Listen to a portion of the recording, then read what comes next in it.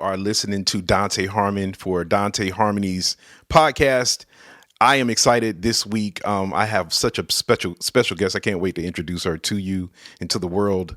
But thank you again for being a part of Dante's Harmony podcast, hosted by myself, Dante Harmon. Subscribe to our Patreon page for exclusive video content of all of our podcasts. Like us on Instagram, and be sure to like and share us on Facebook and Instagram.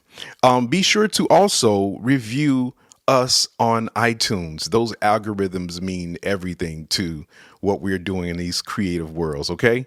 And as you're listening, comment and start the conversation. All right? Again, I'm so excited for you all joining us again on Dante's Harmony. Let's get right to it.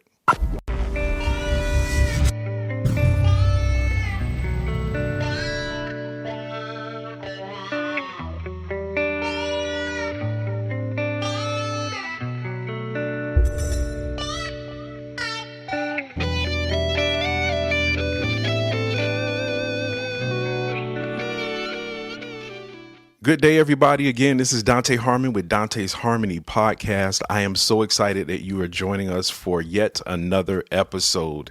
Before I introduce my guest on this week, I want to make sure that you know exactly where I am and where to find me. Subscribe to my Instagram, Twitter, Facebook page at I Am Dante Harmony. Or I Am Dante Harmon, I should say.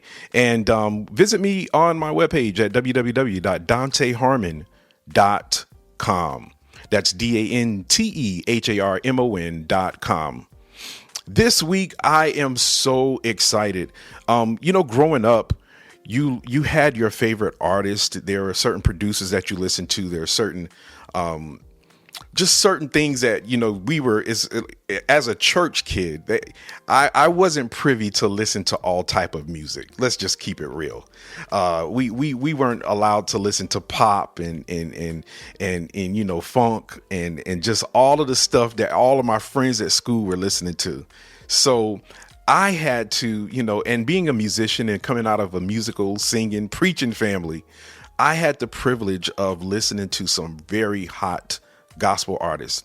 I'll never forget my mom, probably when I was about 13 or 14 years old. We were traveling from church and she put in this tape of Pastor John P. Kee. And his sound, the music, the singers, the production just stuck with me. I just became an instant fan from that age until now. And as I was listening to him, I was so intrigued by some of the vocalists that he had with him. And I am just so honored and privileged today to not only introduce her to you all, or I should say reintroduce her to you all, but Drea Randle. Drea Randle not only was discovered by Pastor John P. Kee, the Prince of Gospel. She was one of the artists that he chose to kind of pull to the side after he discovered her and produced the album with her. A former Verity and Zomba artist.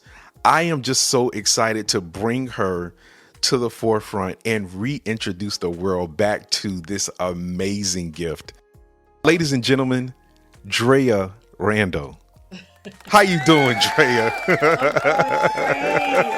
so excited and elated to be a guest on your show. Thank you so much. Listen, I first of all, I'm honored. I mean that you took, most people when they're in someone else's DMs, somebody's trying to holler and do something that shouldn't be done.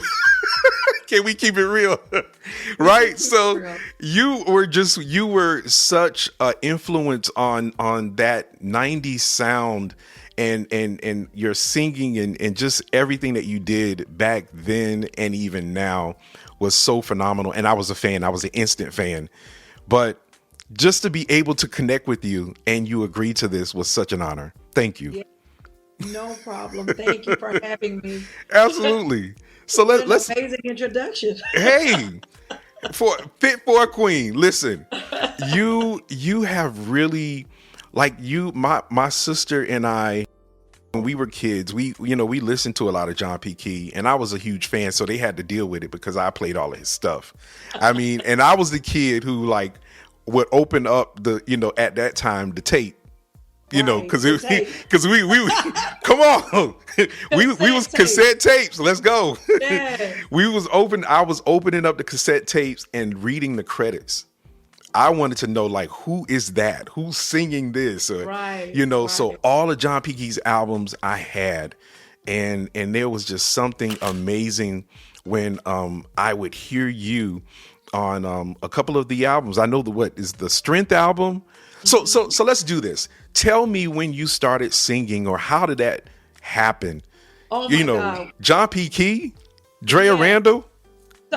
So listen, it's the story. It's definitely a storyline. Okay. So I'm originally from Birmingham, Alabama. Wow. Roll Tide. Roll Tide. And so my mother relocated here. Okay. And so I decided to come and visit her.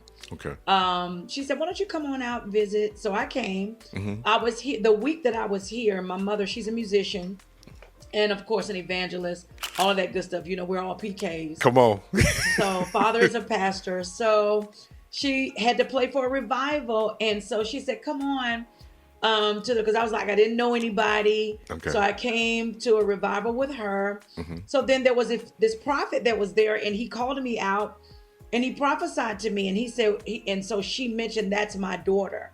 Wow. And he said, oh my goodness, this man literally prophesied the color of my hair on the record, the front part of the record. I mean, literally, he was on point. He could see through muddy water. He didn't know me. I didn't know him.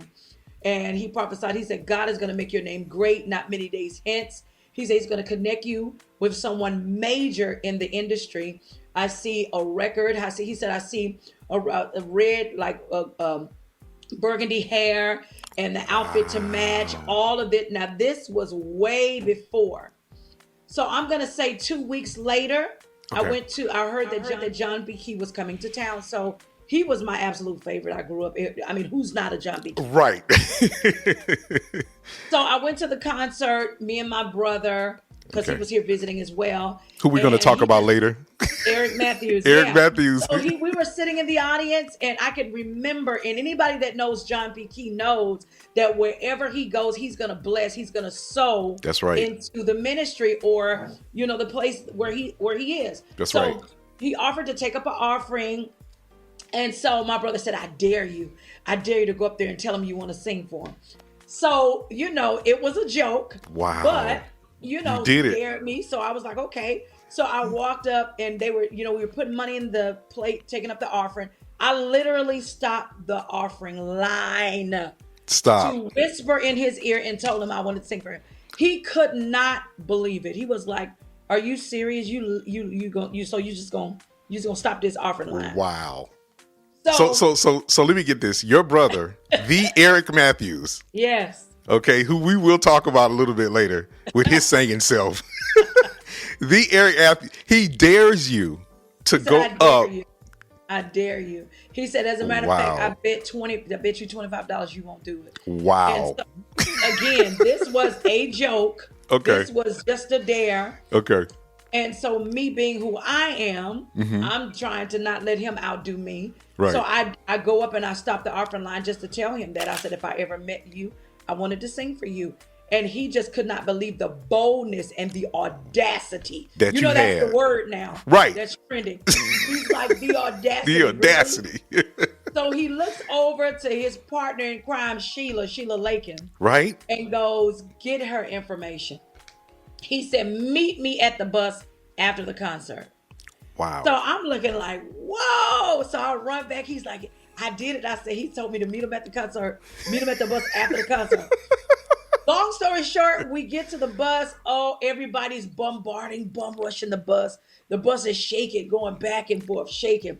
So at this time, security comes out and goes, everybody needs to clear out, go back to your car. So we're walking back to the car, okay. And we're laughing, and he's giving me the money. I was, because of course I won the bet. Wow. Then all of a sudden there's this opening in the crowd, and everybody's wondering, where's this security guard going? He breaks through the crowd, and finds us in the out of all of those people. It was so packed. The fire marshal had to lock the door. Wow. That's how packed that concert was. Wow. They had to call the fire marshal. Found me in the crowd, tapped me on the shoulder, pulled me back to the bus, and tells me, aren't you the young lady that said you wanted to sing? And I'm like, oh my God, my heart's just beating. He was like, we got about 5 minutes before we pull off. Okay. He said, sing something. Now, you know, as a singer, out of all of the songs, I could not think of not one thing to sing. Are you serious? This was my moment. And you can't think of nothing. This was my moment. This was my opportunity. Wow. And I'm like, oh my God, I can't think of anything to sing. First thing comes to mind is His Eyes on the Sparrow. Okay. So I start singing it. Okay. And then he stops me in the middle of what, now catch this. Okay. He stops me in the middle of the song and goes, Sheila, you my witness. Jeanette, you my witness. He said, God told me before I left Dallas, I was going to pick up a female and a male singer. Wow. Now, mind you, he hadn't even met my brother yet. He said, we're about to pull off. This is the last venue that we have here in Dallas. We are headed to Houston. Okay. He said, and I started to question God. Because he hadn't got that singer. Exactly. And they're getting ready to pull off in the next 5 minutes. Wow. Do you know?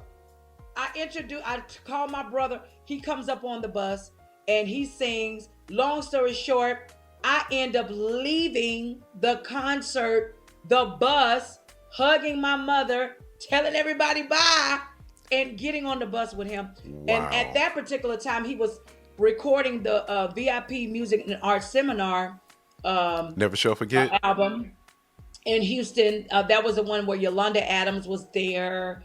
And he literally fed me the words on the song, he fed me the words, and it was When Morning Comes. Okay. And so after the whole week of hanging out and showing such great hospitality, he goes, I hugged him. I said, thank you so much for the opportunity. This has just been a dream come true. Thank you so much. He goes, what are you talking about? What are you talking about? He said, he's like, what do you mean? You're not going back to Charlotte with us? And I'm looking like, I don't live here. Duh. Wow. I live in Alabama. I came here to visit, but thank you for the opportunity. So he goes, listen, he says, time and chance happen to us all. I didn't even know the scripture. Mm-hmm. He says, time and chance happen to us all. He said, everybody is going to get an opportunity, and it's left up to you to take that opportunity. Wow. He said, now it's left up to you. He said, you can leave on this bus with us, or you can go back to your regular scheduled program. So listen, choose ye this day. Choose ye this day. Who you gonna ride with? And when I tell you, those are moments. Those are moments in life.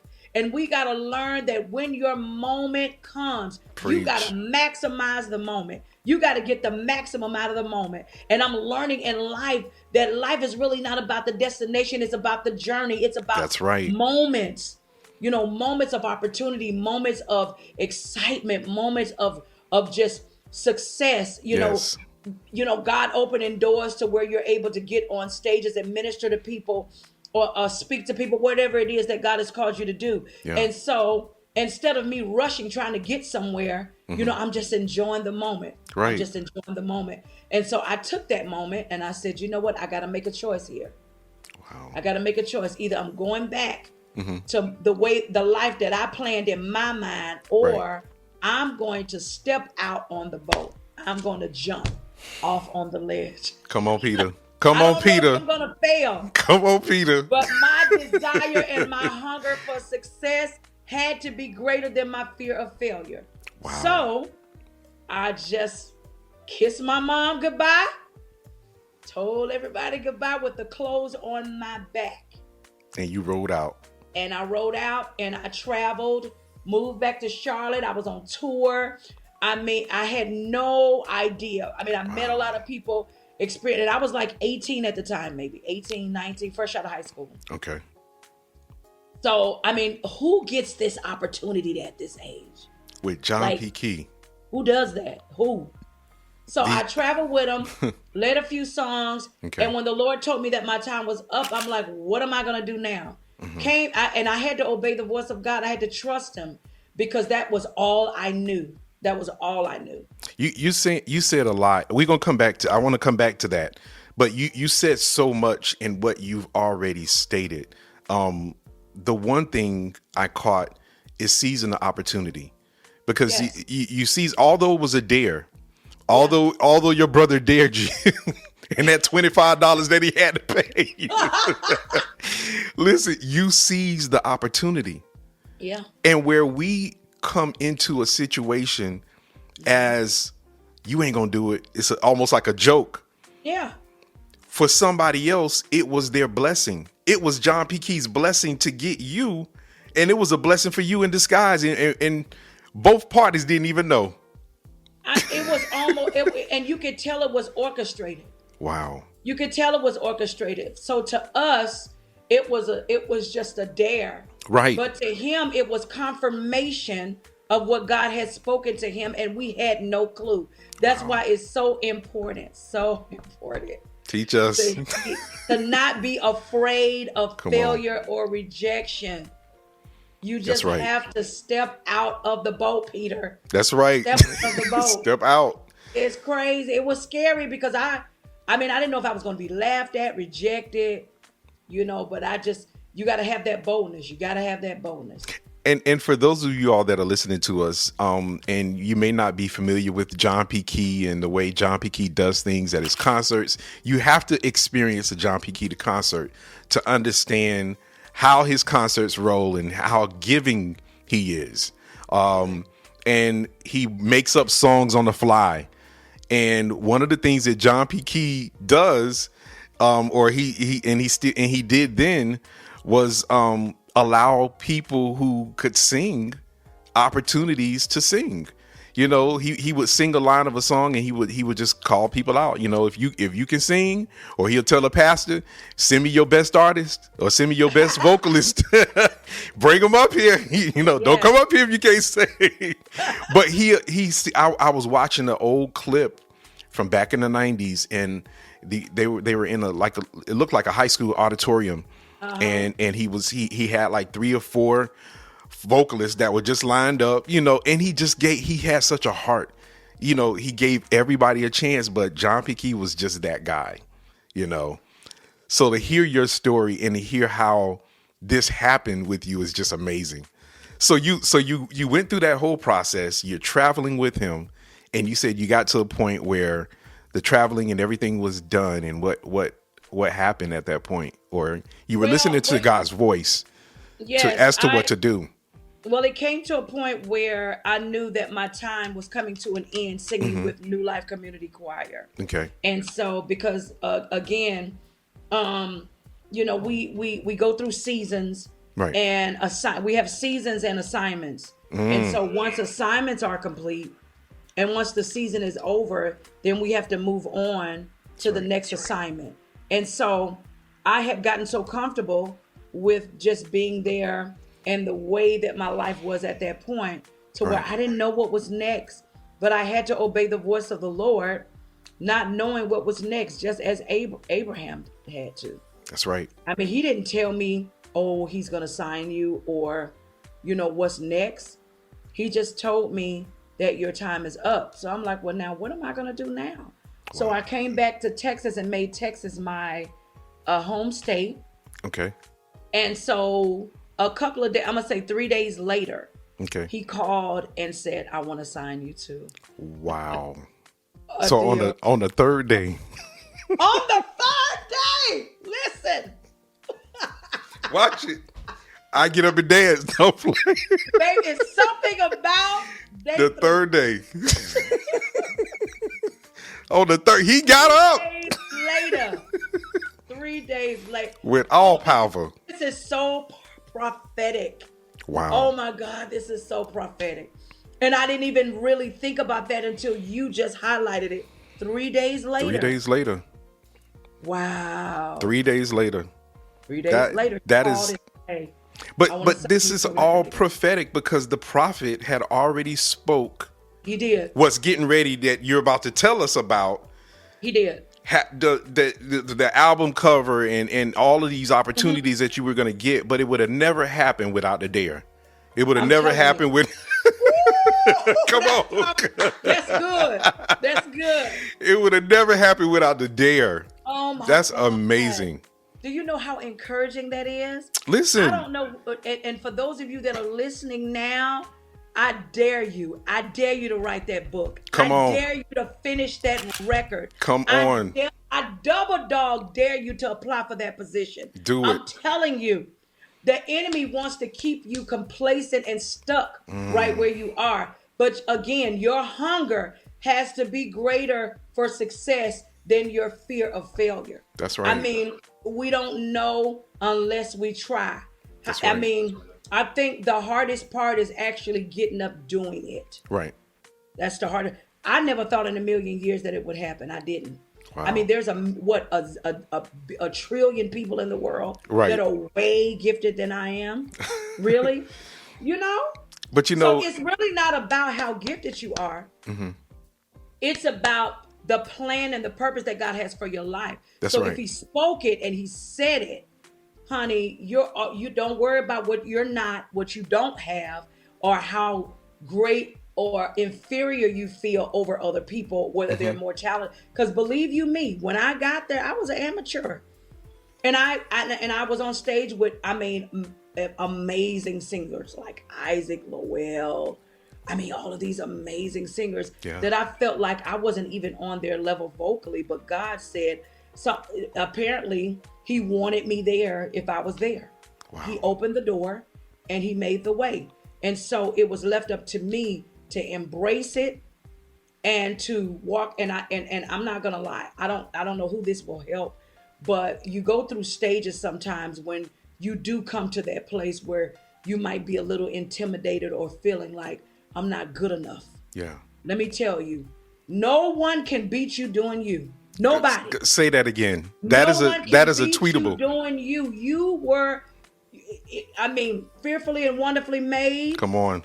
You were cut from a cloth, and your seams, your lining, the way you were designed, no one else was designed that way. No one can do what you do. It doesn't matter if you like what somebody else does.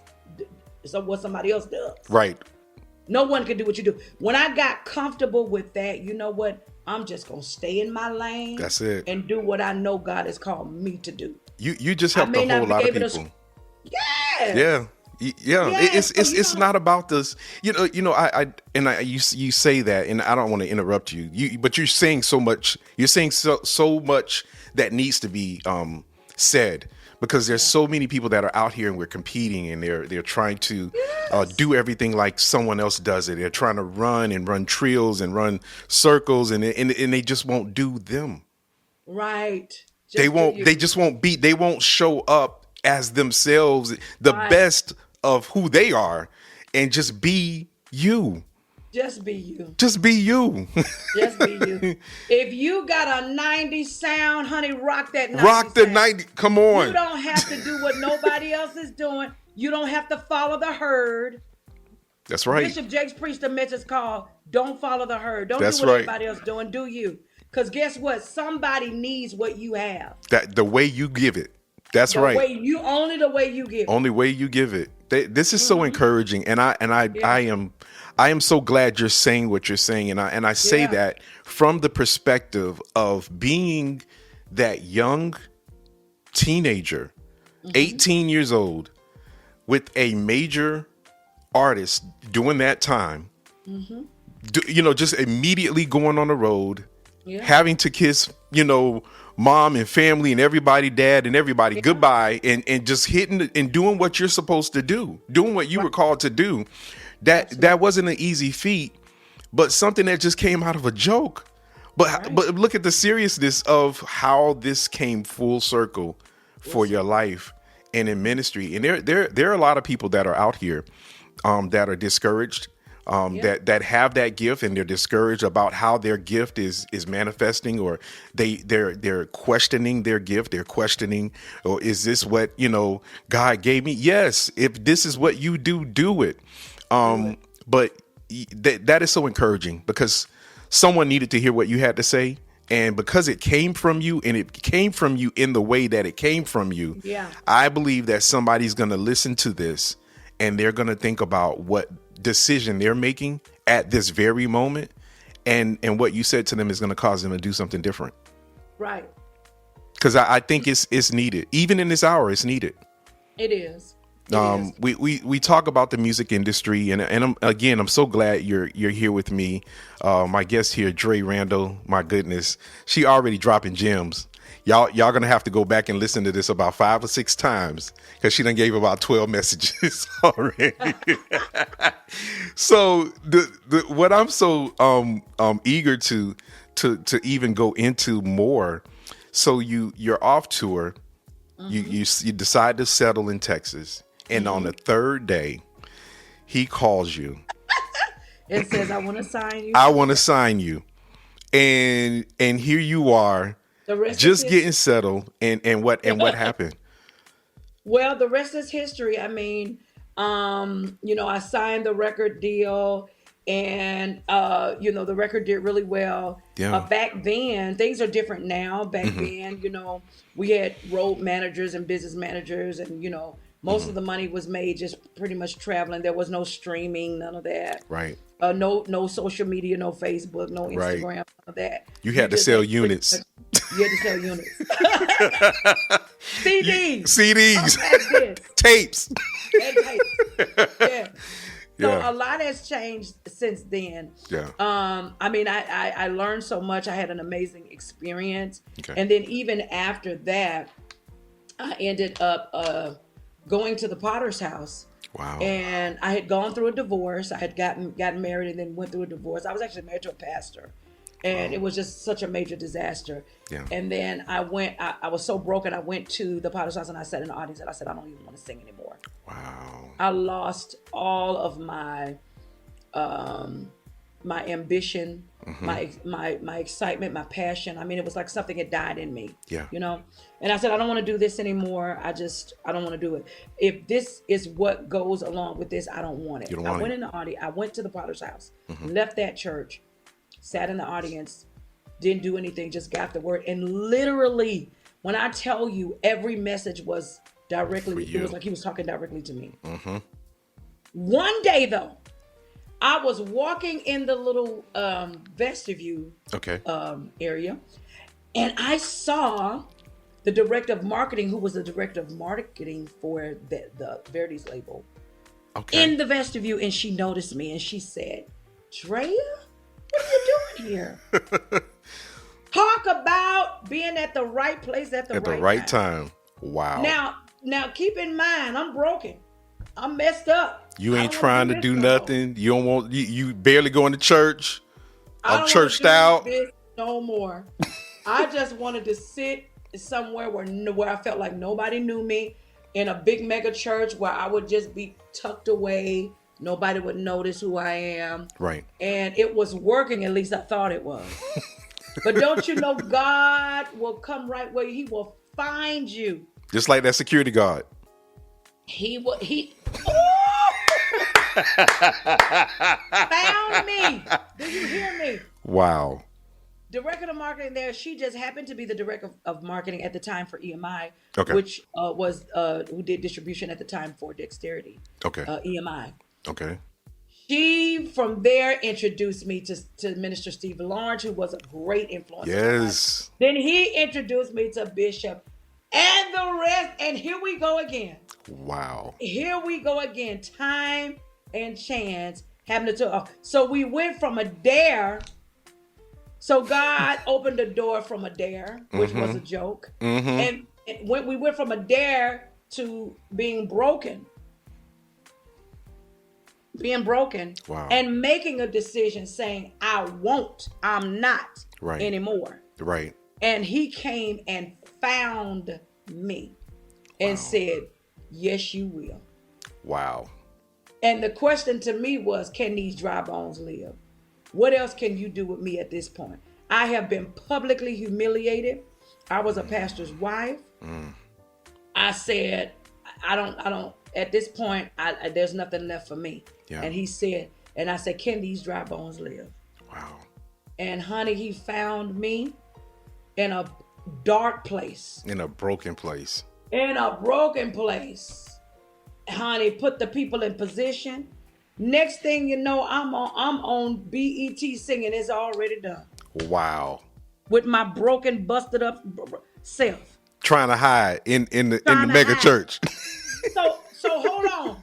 Here's another message for somebody that's broken. Oh my Lord. Here's another message for somebody that feels like life is over. Help us today. Honey, you're in the perfect position because God knows how to take a dead situation and bring it back to life, just like he did Lazarus, baby. That's right. Just when you think your career is over, just when you think you've been humiliated, your marriage is over, you've been publicly humiliated, you feel like you were a private failure but a public success. Yeah. Honey, God, the story is not over. It's not over.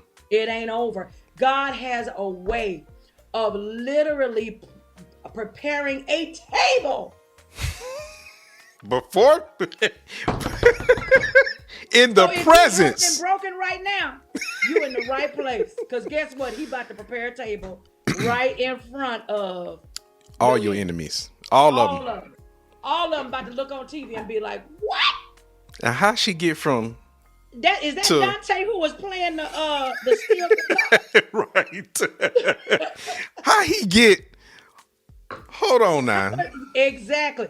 Didn't she just go through a scandal where she got divorced and they had this mega church and oh my God. Wow. Honey, God know how to take what the devil meant for bad. God will turn that thing around. Yes, he will.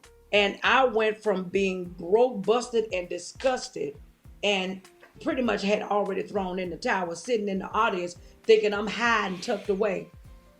So I went from the, Joseph went from the pit to the palace. I went from the pew to the pulpit. I went from the pew to the pulpit. Yes, in that order. In that order. Oh my goodness. It's crazy because he didn't put me there. That's right. When I was high on the mountain. In your lowest He state. waited till I got low. And then put me there. That's a word. That is listen, we for those of you all that are just joining us, we have been dropping dimes and wisdom bits and messages. You're gonna have to go back and listen to it. Drea is dropping some gems. I'm telling you. And it's crazy because now that I'm going back and just kind of you walking me through all of that, I'm actually seeing the pieces to the puzzle, how God was really orchestrating and doing things and putting things in place. Because when you're in it, it's like, what in the world is going on? Yeah. Yeah. And I think sometimes even in that, and you said it, we feel insignificant. We feel unworthy. We feel like we're tapped out. When we get to that place, we don't feel like, well, I ain't got it no more. Or I'm done with this and I'm checking out. We'll put it all up. We just put all the excuses and everything that we feel we need to say or do and position ourselves so that we won't get back to where we know we can be really effective. Absolutely. But God, in his infinite wisdom, always seems to find a way to put us right back where we were without notice. That's the thing. I'm listening to you talk, and I'm listening to your story. And for those of you all that are following and that are listening, we're talking today with Drea Randle. Drea Randle, who was spotted and discovered by Pastor John P. Kee back in the 90s when John was hitting on all cylinders like he still is now. Drea's story is just unparalleled. It's untold. This is something that I hope singers, musicians, producers, anything that you're striving to be, I hope when you're listening to this story that you listen to the things that she's saying, because we all need to hear this, because there's some state of your story that what Drea was saying that you can relate to. I know I can. And as you were talking, there are just a lot of states that I felt that same way. And I'm just like, what next? Or you go into hiding and hibernation. I don't want to be bothered. I don't want to do this. I don't want to do that. And here we are.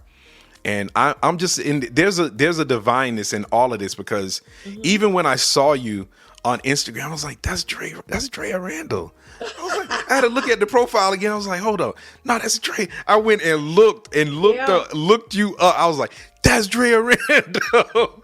So I was just like, okay, I gotta connect with her, because she was one of the few artists, like you had a voice that was just unparalleled and that was just unbelievable to me. That was just so, it was so different. It was so different. It was so different. And we're going to talk more about it. I want to go back for a second. So before John P. Kee, before you were discovered at 18, before you left mom and family and you and Eric took your journey with John P. Kee and did your thing, how did you get started? How did singing musically, how did that come to be? Well, it's crazy because, again, I'm a PK. My father is a pastor. Okay. Mother is an evangelist, singer, musician. So, those that are PKs know that we grew up in the church. Right. Knew that, if you ever had a church or your parents started a church, I know being from the country, we started with like a little storefront church, and we were the choir. Come on. The musicians. We were everything. We ushers. Wore many hats. Yes. So, I always knew that I had the gift to sing ever since I was a little girl. My mother would put us up. She would play. We had a little group. And at that time, my mom was married and her last name was Jackson. So, of course, we called ourselves the Jackson Five. I love my siblings. And so we had this little group and we would sing. And we'd go different places. I was always the bold one that would take the mic and walk out in the audience. Wow. And so, because you was ministering. It was fun to me. Wow. I was just always been a bold kid. So, growing up knowing that I had the gift to sing and that my mother, my parents playing a major part in that by, letting us exercise our gift in church. Right. I think that is very important as well. For parents to embrace their children's gift when they see that gift at a young age, to embrace it. If that child wants to sing, let them sing, let them be active in church, let them get in the choir, let them get on the praise team. If they say, hey, I want to pursue this, whatever they're asking for, embrace it, because I think that's important as well. Because you can have a gift and just be this zealous, kid, and then grow up, but the gift needs to be cultivated. Right. It needs to be cultivated. So as I grew up, I always knew that I wanted to sing. Okay. And as I grew, and then I went with P. Kee, it was almost like God was showing me, you need a mentor. You need a mentor. You need a mentor. So anyone that does have a gift, you got to find a mentor, someone who is like way beyond where you are. This is a harmony moment right here. This is another wisdom tidbit. This is a harmony moment. Yeah, someone that can pour into you. Yes. That can give you the nuggets and the keys and the wisdom and the knowledge, because we just step out here with no knowledge. We just have this gift and we're zealous and we don't know about the business end of it. We don't know about etiquette. We don't know about doing things in decency and in order. Right. And so we just have all of these dreams. So yeah, it's very important to have a mentor, someone that can take you under their wing. I must say that P. Kee, he did take me under his wing. He taught me a lot. And then even after I left him, one of my main mentors was Minister Steve Lawrence. Yes. Steve Lawrence, oh my God. He's amazing. He taught me why I do what I do. Okay. I didn't understand the why. I knew I had the gift, but I didn't understand the why. Wow. I didn't understand, like, where is my place in ministry? Sure. And that I'm not, because see, at 18, you're still trying to figure out who you are. Right. You're trying to find yourself. 18, 19, 20. Right. In your 20s, you're still trying to figure out who you are, That's right. what your purpose is, why you're here. Because you can have a gift, but you still may not know what your purpose is. Exactly. So it's very important for those that are listening to get you a mentor, someone that can pour into you, give you wisdom, knowledge, help you understand your craft. Wow. Understand your craft. Yeah.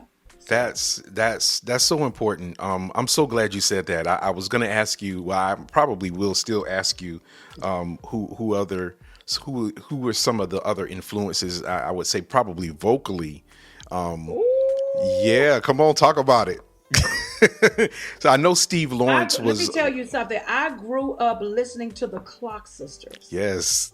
When I say, as a kid, I would listen. I didn't really go outside. I was not a kid that went outside to play. Okay. I didn't care about playing. I was literally one of those people like you, reading credits and seeing, who is this? Who produced this? Who did this?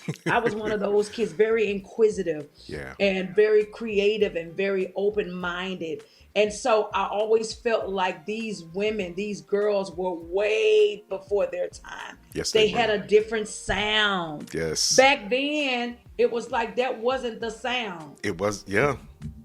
It was like that sound came later on, but they brought it. They did. Like they pre-brought the sound. And it was like, oh my God, like I just was blown away. So Clock Sisters, the Winings, the entire family. Okay. Commission. Yes. Commission. Great influences. I grew up. Yes. All of that. All of that. I love it.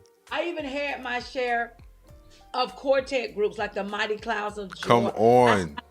I liked the quartet style too. You in all my records. You in all my old records right now. So from the gospel end, I would have to say these are the people who Thomas Whitfield. Yes. Whitfield, when I tell you these were, the artists that I listened to, and Vanessa Bell Armstrong, I can't forget her. That's right. Yeah. So many people influenced me. Wow. And then moving forward, as I got older, the Kimberells.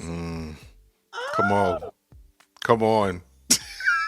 Oh my God, the Kimberells. And oh my God, so many different artists. Donna Lawrence. Yeah. There were a couple of singers.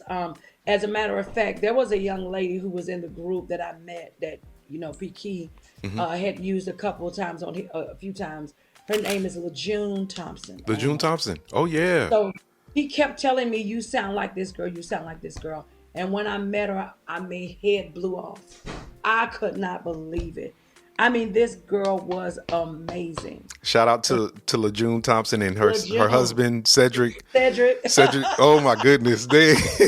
Listen, LaJune. Yes, LaJune is that person. A vocal monster. Do you hear me? Yeah. Straight up. Straight up. Yeah. Literally. She is, and it's so funny because all of the people that you named, the influences from the Clark Sisters on up to even Kimberell, these are people who shaped my my life, and I was such a choir head, and we listened to a lot of quartet music as well. So the Mighty Clouds of Joy, we listened to the Dixie Hummingbirds. We was listening to some old stuff. But all of that was something. It was something, spiritual to us, and I just it kind of helped us shape us musically.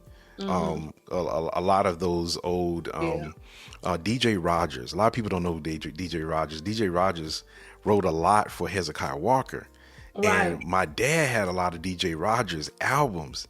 So Right. listening to DJ Rogers and his production and how he did things, he was amazing. But it helped shape us musically. Yep. So to hear some of these same favorites that you're talking about that helped shape your sound and who you were influenced by, it's amazing. This is truly amazing. So wow. So we come full circle. So you've done all of these great things. You told us how you got started with Pastor Kee and how that all began.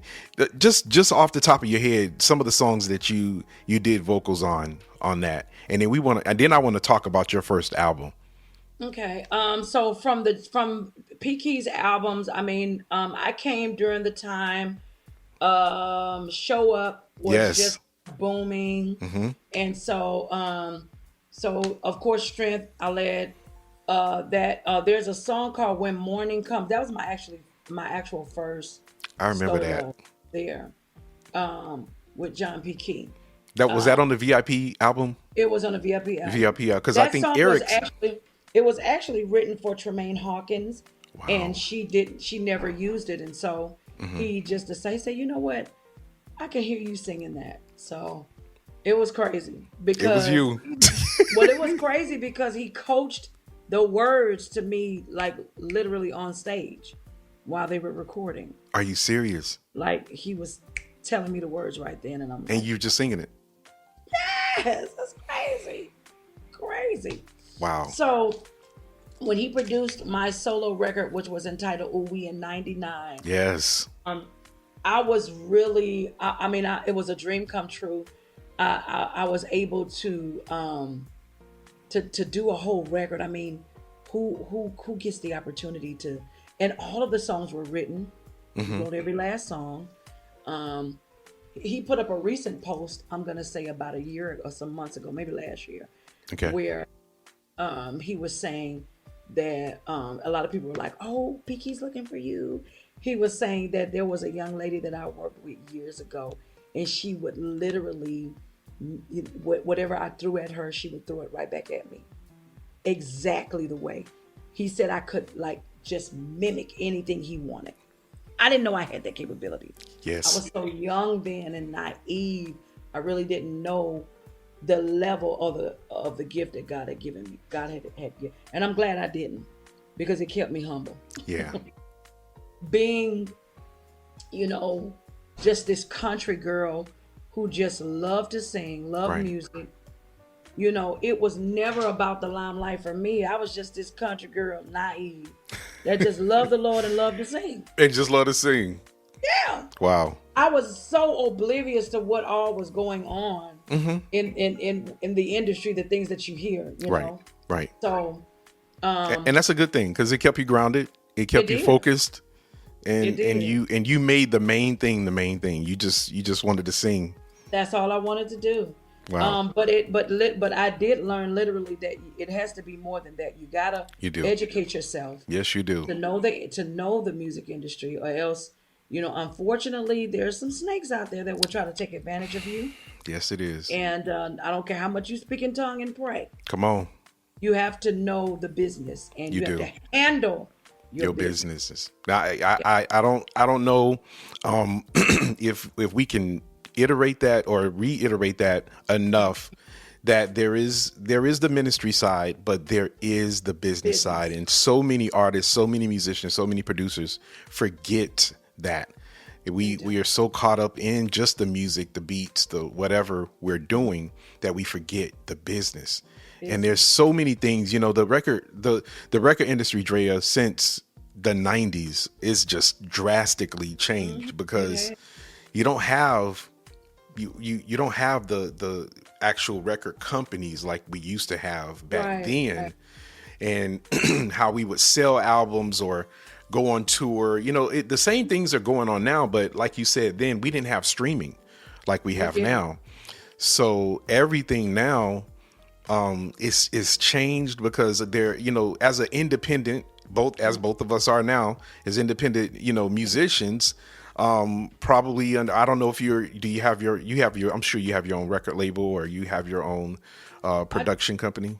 Yes, production. Yeah, production. There you go. So yeah. so there's so much, there's a business side to this thing that I want to encourage everybody to study, read up on it. That you invest as an independent artist to get this played fraction of a penny. Fraction of a penny. You're not even making your money back. No.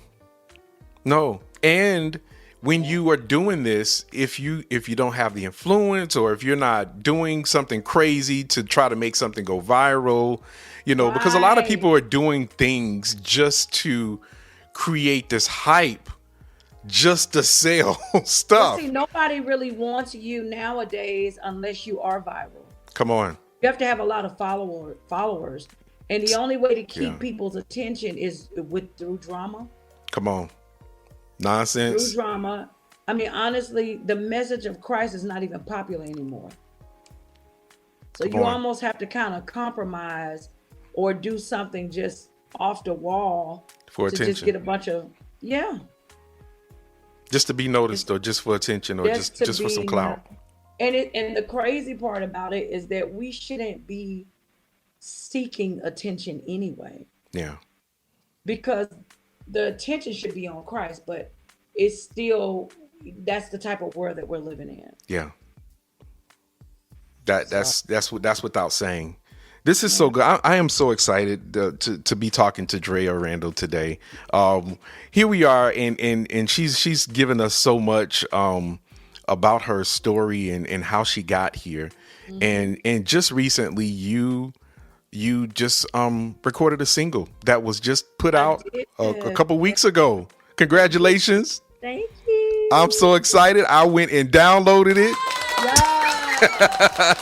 I downloaded it. I went and listened to it, and I love it. Tell us about it.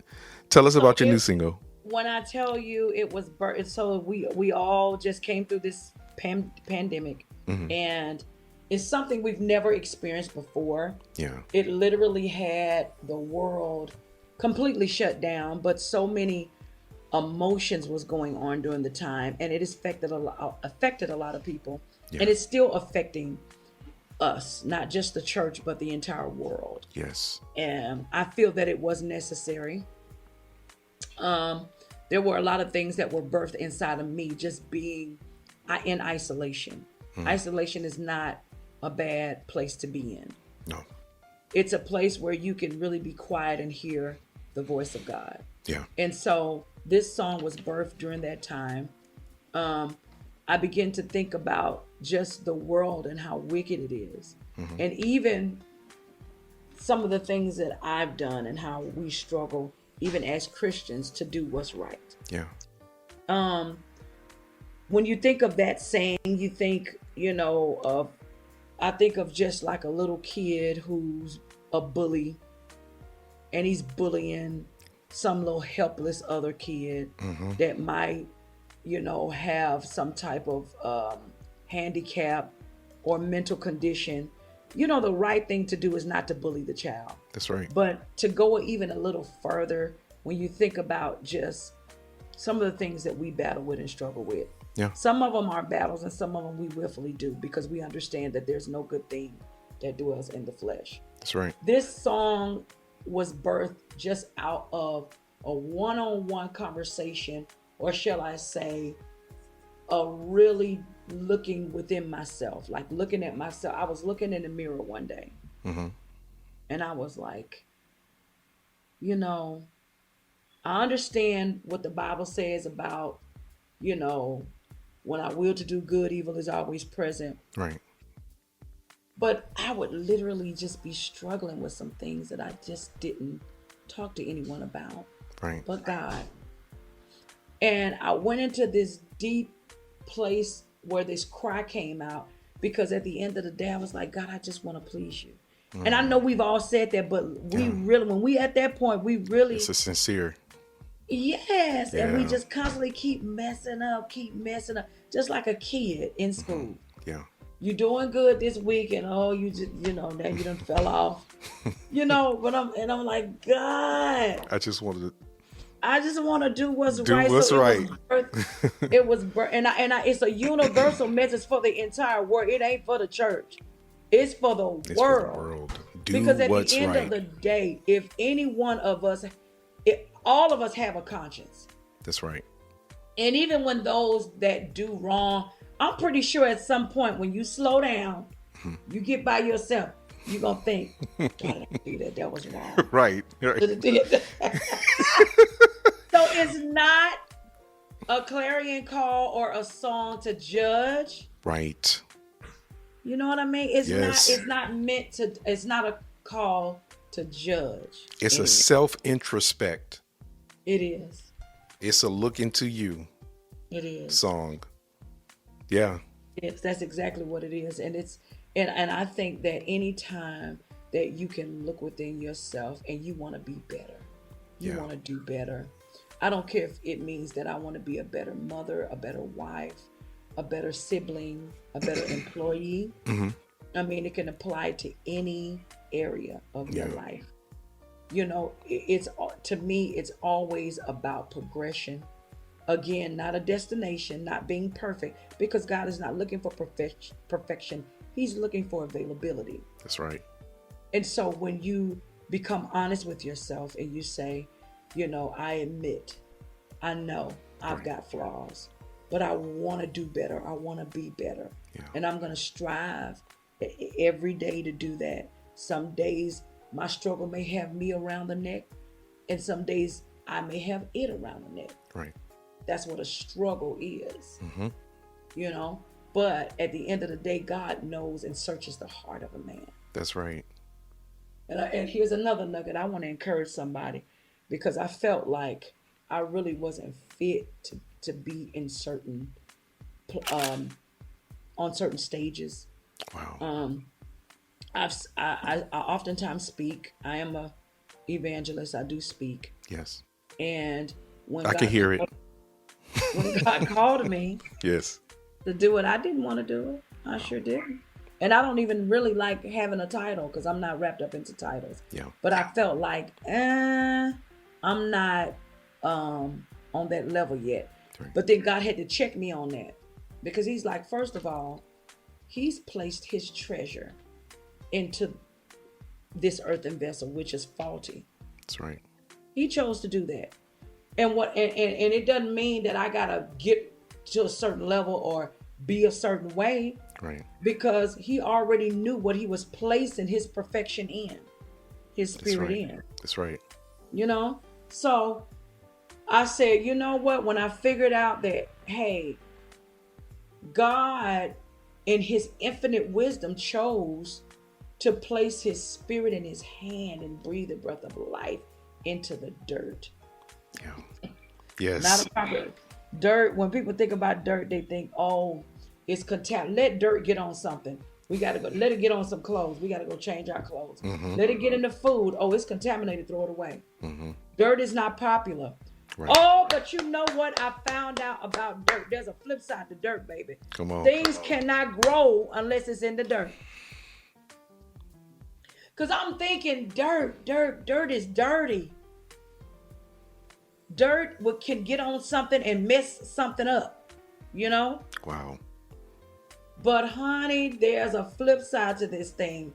When I tell you, there would be no earth without dirt. Nothing would grow without Nothing dirt. Would grow. You got to whatever you plant, you got to plant it in the what? In dirt. Come on now. In dirt. In dirt. So dirt is necessary. It's That's needed. Right. It is necessary and it is needed. And it is a must. So now, when you consider who you are and who God has called you to be, all the dirt is just the house that you live in. Who you really are is on the inside. And That's that is the breath of life that God is breathing, the spirit. We are a spirit. We have a soul and we live in a body.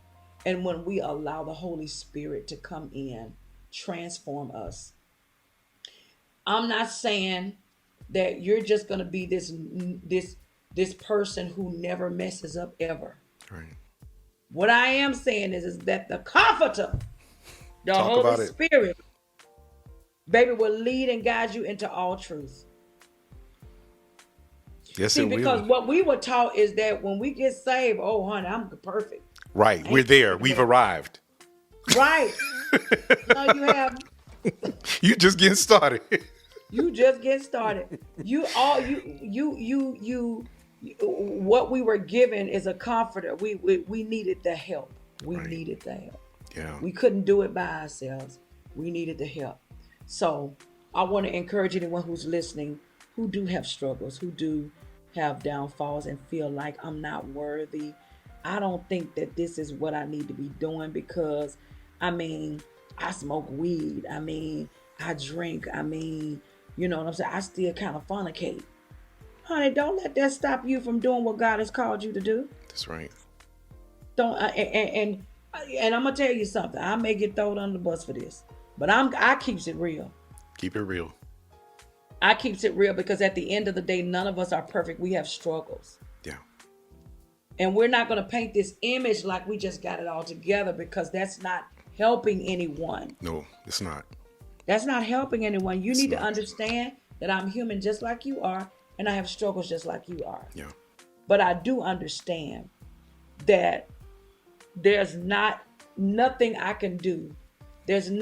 He's able to keep me from falling. He's able to, and even if I fall, I can get back up. That's right. He's forgiven me. I'm already forgiven. Yeah. And that gives me the strength to keep going. So that song, in a nutshell, was just birthed during COVID in a place of isolation, reflecting, looking within, and just seeing how no good thing dwelling in this flesh. Even when and those are really true sayings. Mm-hmm. I can feel so much of the Holy Spirit, and then the next minute, that old, that thing try to overtake you. Yes. So I'm like, God, I need your help. I just want to do what's right. And the Holy Spirit's right there saying, I got you. Yeah. It ain't nothing that is going to happen today that you and I can't have. You got to learn how to partner with the Lord. Partner with him. Come on. Let him in. Partner with him. That's a word. That is encouraging. It's encouraging to me. So I know it's encouraging to you.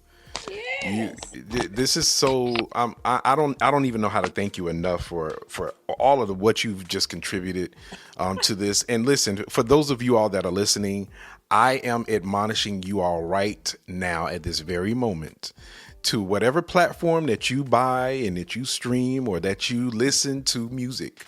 I want you to go download. I want you to pay that 99 cents. Hiya. Come on here. I want you to come off that dollar. $1. $1. Huh?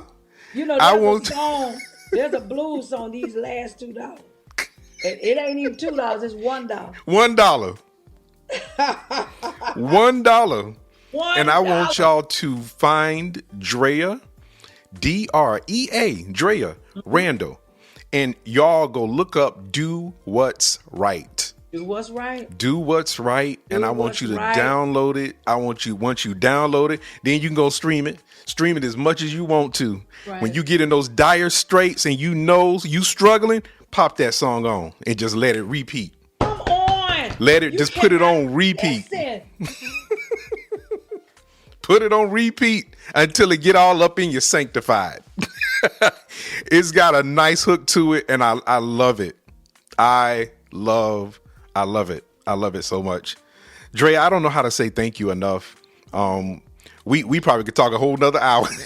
It's just this is really, really good. And I know that some listener, some vocalist, somebody that is aspiring to be in the music business or just to do something great by listening to the things that you've shared is touched and inspired by something that you said. I know I was. Yes, indeed. Yeah. So this is to sum it all up and to wrap it all up. I just want to encourage. I mean, we've covered a lot today, but I want to minister. I know that God has called not only us to the sinner man, but also to the backslider. That's right. Or maybe to the one that just feels like, I don't even know where I am, in my walk with God. I just feel lost. I feel disconnected. I feel sometimes like I don't know why I'm here. I feel like I'm stagnant. I'm just in a place where, nobody sees me. I feel like I don't matter. Nothing I do is good enough. I want to encourage you. There's nothing that you have done that takes God by surprise. There's nothing that you will ever do that will take God by surprise. See, because we serve a God who knows our end from the beginning, which means that your life was already planned, already. And let me just address, because I hear somebody talking, well, what about this? This was unfair. I was molested. I was raped. I was robbed. How can we serve a God that will allow something like that to happen? You got to understand, in everything, baby, there's a method to his madness. Yeah. There is an answer to every question. There's a solution to every problem. Understand that you were created for a divine purpose. There's a lot of things you're not going to understand. Yes. But when you understand that God loves you, that if God be for you, who can be against you? That's right. When you understand that there are things in life that seem like it's unfair, understand that bad things happen to good people. My mother said something to me that blew my mind. I was trying to understand there was a situation where a good friend of mine got robbed and killed, and I couldn't, and they were such a giver, loved the Lord, young in age, and I said, why did that person die and the killer got off? My mother took me back to the cross. Wow. She said maybe God was ready to take the person who was saved and had the good heart. Maybe God was ready because that person already had completed their assignment and they already had God. Because God is after the sinner man, the person that doesn't know him, or the person that needs that know him but don't have really a real relationship with him. Know of him but don't know him intimately. Right. So she took me back to the cross, to the thief. The thief, and I think it was a thief and the murderer. And that were with him on the cross. Yeah. One went, God granted his request, and the other. And so when she took me back to the cross, she explained, she said, could it be the one who has a heart for God, who already knows the love of God, that God was ready to take them, and he let the murderer stay to give them more time because he wishes for none to perish. Wow. And I never thought about it like that. Wow. Because when you think of the crime and the way things happen, you say, that's not fair. Right. But right. We serve the God of justice. Right. And that's what she said. Could it be that the person who was the good-hearted person who was saved is already saved and had already accepted Christ? And so God decided to bring them on home and left the sinner or the murderer here to give them more time to get it right. That's a word. That is a word. I never thought about it like that because I was like, I don't know how to explain to anyone, why was I raped? I don't know. Like you can try to encourage people all you want. There was never a real answer for that. Yeah. It's not that those are hard questions. Yeah. You can't find no type of scripture that's going to comfort somebody. Right. And, with that, because they're not going to understand. They're not going to understand it. But when she explained that to me, it did make sense. Yeah. Because we're actually not here to stay anyway. Right. That's right. We're on borrowed time. We had our entrance date. And we're living the dash right now. We don't know when. But many of us are living like we're never going to go anywhere. I mean, the time is coming, but I think that they're so stuck on, the way things happen and they feel like that's unfair. Why would, but when she explained that to me, I started looking at things different. Like, you know what? Yeah. That makes a lot of sense. Yeah. Because think about eternity. When you gone, baby, that's it. You don't get a chance to repent. This is the time to repent. This is it. This is Do our time. Right. Do what's listen. Go get the single, Drea Randle. Do what's right. Buy it and stream it all you want to. You go buy it first. Spend that 99 cents. 99 cents. Don't go to the dollar store first. That's right. Go get this single. Go get it. Do what's right, Drea Randle. Drea, I don't know how to say thank you enough. This was so powerful. We're gonna have to do this again. Absolutely. We're gonna do this again. I don't know what it is, but we're gonna do this again. We got this covenant thing going. Yes, we are. Yes, we are.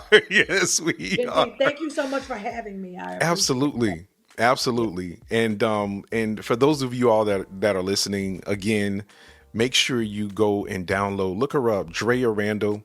Do What's Right is her latest single. It's hot and it is encouraging. And if you haven't heard her story, go back and listen to this podcast again. I promise you will be blessed. You will be blessed.